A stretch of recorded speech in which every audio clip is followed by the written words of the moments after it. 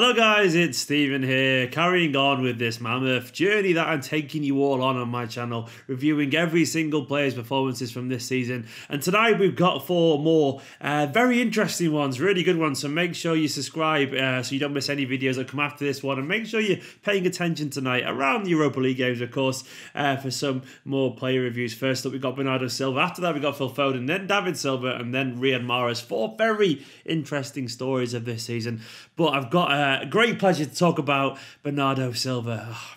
Didn't go at Madrid, but he was still absolutely brilliant. I'm going to put it out there immediately from the start. This guy, he was the best. He was just the best. And we had some very good performances this season. Bernardo Silva was absolutely fantastic. He played in so many games in the end. More games than I thought he was going to, even being totally honest. I think he played in, let me have a quick look.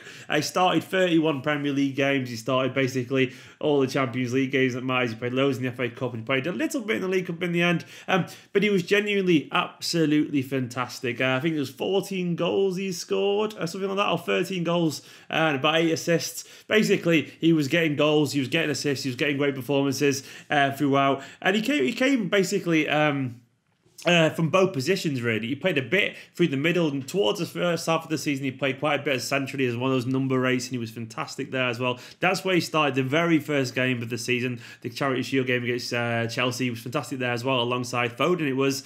And then also he started to play as a right winger a little bit later on in the season, and just excellent there. He basically became undroppable. He was genuinely fantastic, and there was this great Kompany quote about him at the end of the season where he said that one day Bernardo Silva could be captain of Manchester City Football Club. At the moment, he's 50% clown and 50% leader. He said when he's 75% leader and 25% clown, that's when he'll be the captain of the football club. And you know what? Bernardo Silva is the exact kind of person I can imagine as a Manchester City captain. It's not just his endless running. It's not just his goals and assists and his consistency. It's that passion that emanates from Bernardo Silva. He plays like one of us, honestly. He plays like a fan. He's always the first person running to a goal scorer. He's always kind of screaming, looking like every goal means the absolute world to him. He looks like he enjoys his football. He looks like, honestly, every single second that he's on the pitch has value. I think it's fair to say last season, he had a slightly slow start as he got used to the league, and that was understandable. He was a new lad, a young lad from a different league, a different country, and he basically was kind of a bit in awe of Kevin De Bruyne and David Silva, rightfully so. He looked like he treated every minute on the pitch last season as a blessing and tried to make the most of it, whereas this season, it's been a totally different story. Yes, he's got a lot more game time, maybe because of the De Bruyne injury, but he took it and grabbed the opportunity with both hands. Even if he wasn't already about to be a star under Guardiola, he absolutely had no doubt about that when the De Bruyne injury happened. Sometimes every cloud has a silver lining. I'm sorry for that pun. It had to be said. But he was fantastic. He basically made this season all about Bernardo Silva. He was running games. He was direct. He was incredibly just forthright every time he got the ball. There was a few big performances, most notably, I think I remember the United game he was really good in, one of the first ones where he got a couple of assists. He was absolutely outstanding against Liverpool in early January, a game that mattered so much to us. He was just phenomenal that day. I've never seen someone run as much as that. I think that was the highest run, the highest distance covered of any player in the Premier League that season. He also had the number 2 slot against Spurs.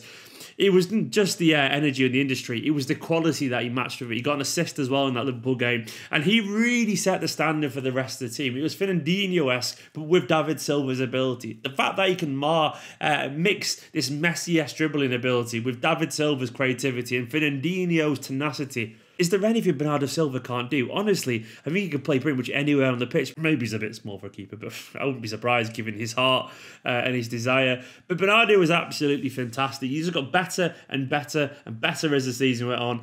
Big games after big games, assists, goals, just match-winning performances. And the most thing I loved about Bernardo Silva is he got more and more confident. He got more and more confident, and he started to be the one that really drove us forward. Notably, the goal at Old Trafford, a big goal there, broke the deadlock, and really basically calmed that game. And he was making chances. He was dribbling more and more as well. He was running past people. He's so tricky, so skillful. And when the team really needs a bit of a lift, and he was getting very tense towards the end of the season, he was the one more than anyone, in my humble opinion, that rose to that challenge. He was the one consistently on the front foot. He's not the fastest, but he proved that he doesn't have to be the fastest as long as you have that desire, that tenacity, that ability to run at people, and that consistency. He showed it doesn't matter about pure pace. If he had a little bit more pace, by the way, we were talking like Messi levels potentially. I honestly believe he could go that far if he had a bit more pace. As it is, he doesn't. But this was nearly a perfect season. Absolutely instrumental. And for me, he was the best of an excellent bunch.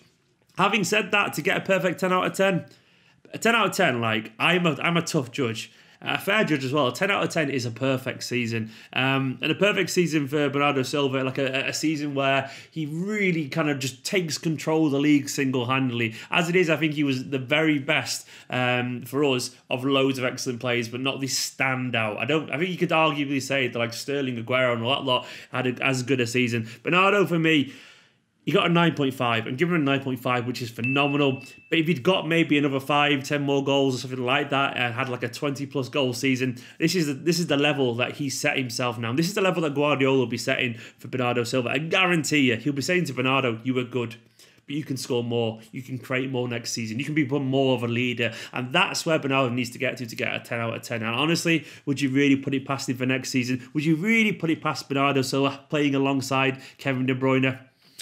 Oh, we've not seen those two yet at their very best together. I could not wait to watch it. It's going to be beautiful. It's going to be terrifying. In the Premier League, they're going to be quivering. Bernardo Silva, fantastic. I love him to bits. What a guy. What a player. What a popular member of the squad. A future Manchester City captain as he gets more senior. I think he can get better. I think he can get better. He's going to get a 10 out of 10 at some point. I'm a very tough critic, but I think it's fair. 9.5. What a guy. Anyway, that's just my opinion on Bernardo Silva. Fantastic, phenomenal footballer. Hope you enjoyed that one. Make sure you go check out the videos from last night and make sure you're coming back in 20 minutes or half an hour, whatever it is. Because after him, we have got, who we got? Phil Foden. He's one of our own Phil Foden. So make sure you're hanging around later on tonight for this video and all the ones that come after it. Anyway, make sure you subscribe. Let me know if you agree with that score below. Like this video and we'll see you very, very soon.